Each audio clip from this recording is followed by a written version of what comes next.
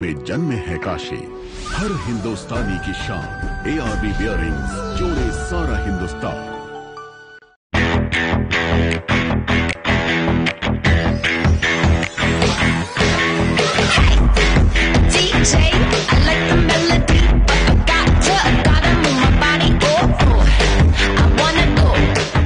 Action जैसा बॉयलो BWP board खाते ही हमारे दांत गए टूट।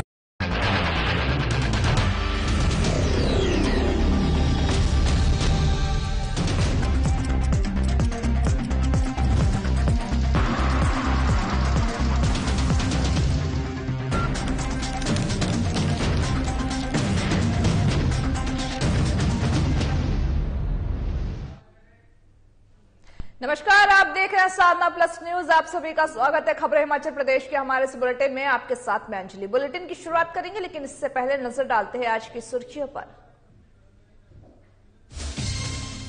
सीएम ने अपने मौजूदा कार्यकाल का अंतिम बजट किया पेश। 51,365 करोड़ का कुल बजट, घाटे का बजट, कर्ज पर चलेगी सरकार।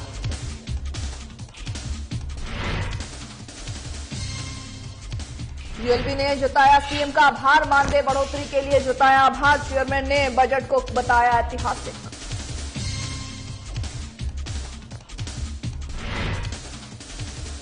धर्मशाला में प्रदेश शिक्षक महासंघ ने जताया सीएम का आभार। बजट में सरकार ने मानी संघ का अधिकतर मांगे, संघ में खुशी की लहर।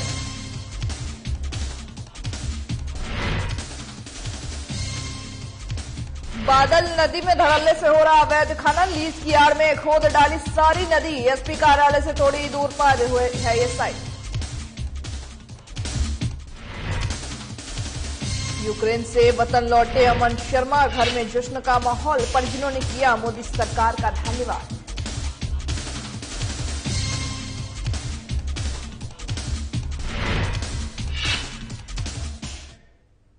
बुलेटिन की शुरुआत करते हैं खबरों से, जहां पर हिमाचल प्रदेश के मुख्यमंत्री जयराम ठाकुर ने अपने मौजूदा कार्यकाल का अंतिम बजट पेश किया है। साल 2022-2023 के लिए 51,365 करोड़ का ये बजट पेश किया है, जहां पर सभी वर्गों को लुभाने की कोशिश की गई। हालांकि इस तरह की बात है कि ये करोड़ों के बजट घाटे का बजट बताया जा रहा है। आपका ये 5वां बजट, मुझे ये 5वां बजट प्रस्तुत करने का अवसर प्राप्त हुआ और ये बजट जो है वो 51,365 करोड़ रुपए का, इसका आकार जो है जो प्रस्तावित है उस रूप में है। और जहां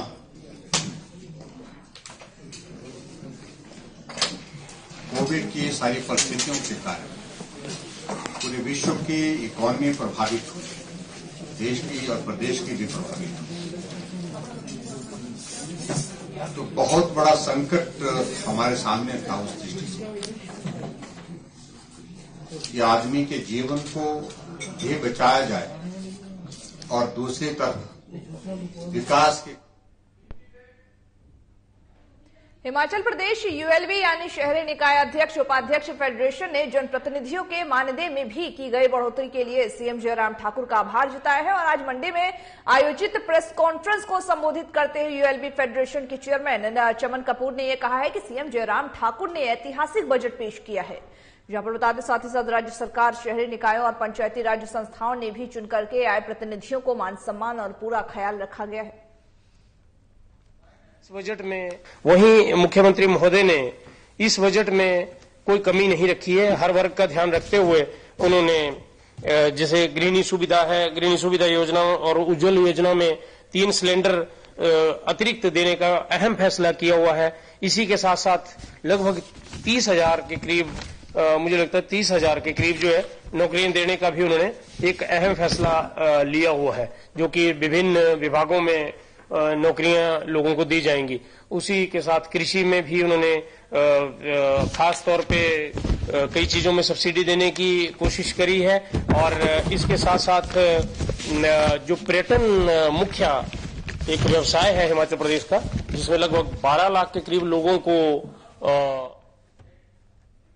धर्मशाला में पत्रकारों को संबोधित करते हुए पवन कुमार ने कहा कि हिमाचल प्रदेश शिक्षक महासंघ छात्र हित और समाज हित और साथ ही साथ शिक्षक हित को लेकर के काम कर रहा है। उन्होंने कहा कि हम 14 बिंदुओं को लेकर के निरंतर सरकार से इस बारे में बात कर रहे हैं और इससे पहले भी प्रदेश शिक्षक महासंघ ने सरकार के पास इन मुद्दों को उठाया था। आज की जो प्रेस वार्ता है, हमारा आभार, सरकार का आभार प्रकट किया हमने।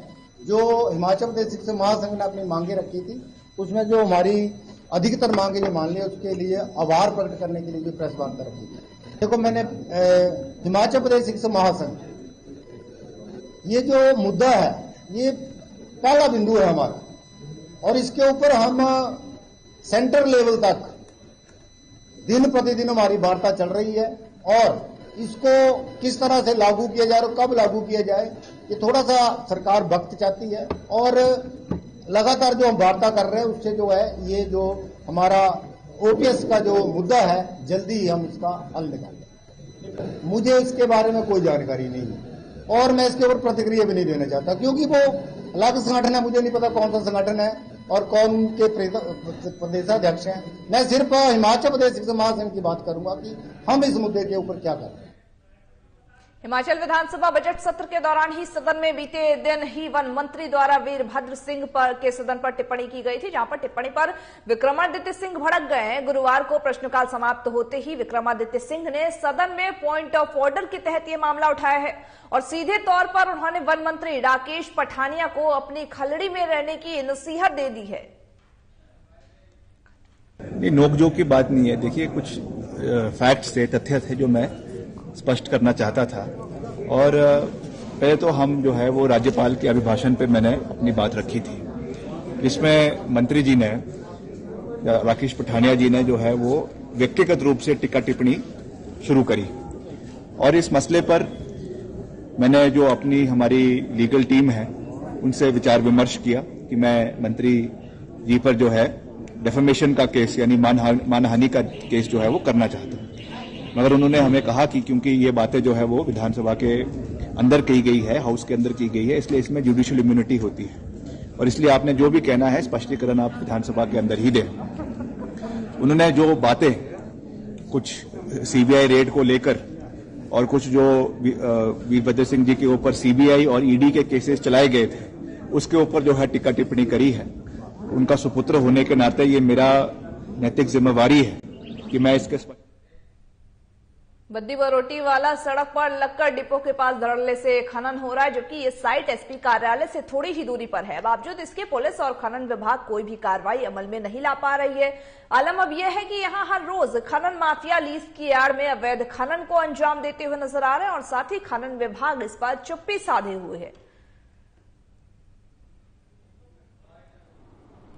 एक मामला अभी हमारे ध्यान में आया है। इस संबंध में हमने पुलिस अधिकारियों को भी निर्देश दिए हैं, साथ ही माइनिंग जो इंस्पेक्टर है यहाँ सत्यदेव, उनको भी अभी बुलाया है और उनसे रिपोर्ट मांगी है। तो जैसे ही रिपोर्ट आती है इस संबंध में तो सब उसके बाद उचित कार्रवाई ली जाएगी। चेतना संस्था और जन शिक्षा संस्थान के माध्यम से महिलाओं के प्रशिक्षण शिविर का आयोजन किया गया है। इस शिविर में मुख्य अतिथि मेघा सुमैया रही और इस मौके पर ही विशेष ओलंपिक की अध्यक्षता, जहां पर विशेष ओलंपिक के अध्यक्ष मल्लिका नड्डा ने यह कहा है कि जो महिलाएं प्रशिक्षित हुई हैं उनके 3 महीने का प्रशिक्षण पूरा हो रहा है, जहां पर उन्हें इस मौके पर सम्मानित भी किया जा रहा है। वहीं पर मार्च महीने में अगले कार्यक्रम की रूपरेखा भी तैयार की जा रही है। चेतना संस्था और जन शिक्षण संस्थान के माध्यम से एक महिलाओं का प्रशिक्षण शिविर का आयोजन यहाँ किया गया है, जहाँ जन शिक्षण संस्थान के माध्यम से जो महिलाएं प्रशिक्षित हो रही हैं उनका 3 महीने के जो कोर्सेज थे वो आज समाप्त होने जा रहे हैं इस महीने में।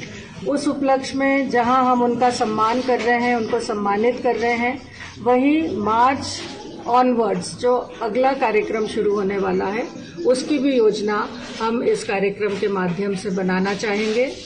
आत्मनिर्भर भारत, सक्षम भारत जो हमारे प्रधानमंत्री जी का सपना है, उसी के तहत जन शिक्षण संस्थान के कार्यक्रम जो देश भर में चल रहे हैं, प्रदेश में चल रहा है, चेतना संस्था द्वारा बिलासपुर डिस्ट्रिक्ट में चलाया जा रहा है।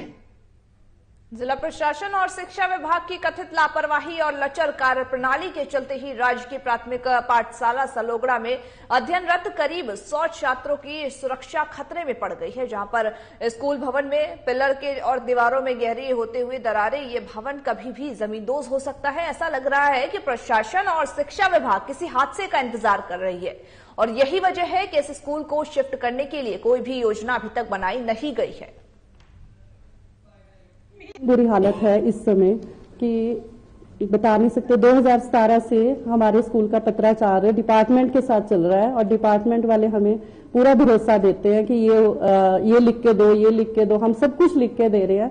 नई जमीन के लिए भी प्रतिमा वगैरह हमने ढूंढ कर दिया, सब कुछ करवा के दिया एसएमसी मेंबर्स के साथ मिलकर, मगर फिर भी उसके लिए कहते फॉरेस्ट वाले एनओसी नहीं दे रहे हैं। और इतना पुराना, सबसे पुराना स्कूल है और लेन की वजह से स्कूल जो है वो एक बिल्डिंग तो गिर गई और दूसरी बिल्डिंग में हमारे 3 कमरे थे, मगर 2 बिल्कुल ही ऊपर के हैं जो वहां रास्ता नहीं है जाने का, और एक कमरे में हम बैठे हैं टीचर्स। बच्चों को हम बाहर कभी लेते हैं, कभी नीचे रूम में ले जाते हैं और सारा टूटा हुआ है, उसमें भी दरारें आ गई जिस रूम में हम बैठ रहे हैं। इस स्कूल में 100 है अभी।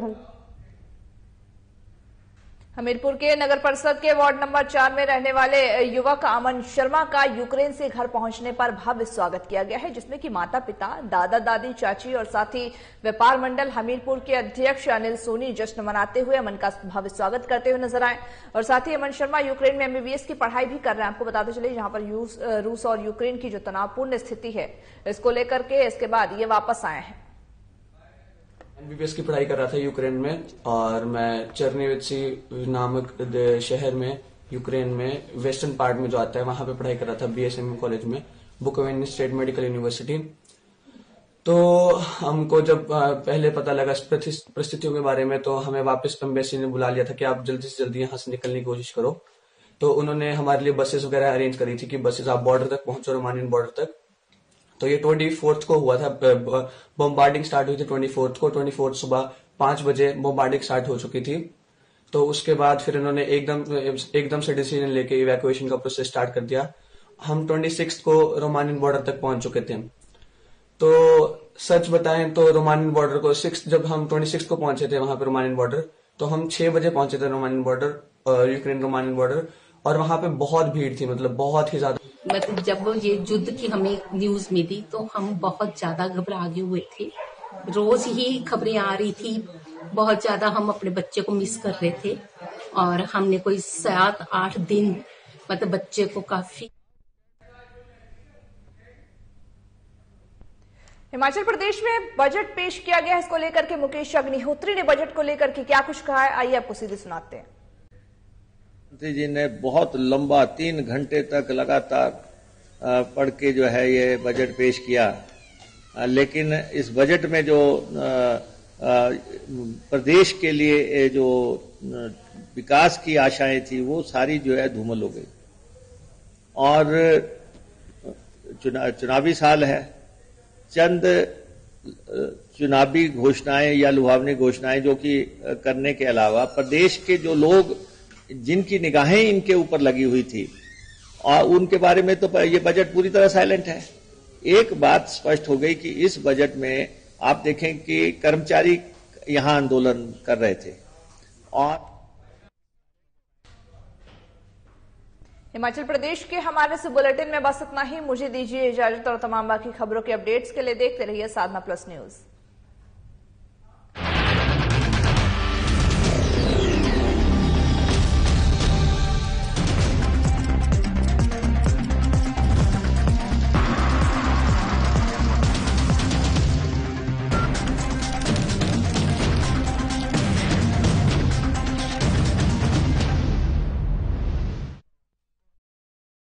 क्या आप दुबले पतले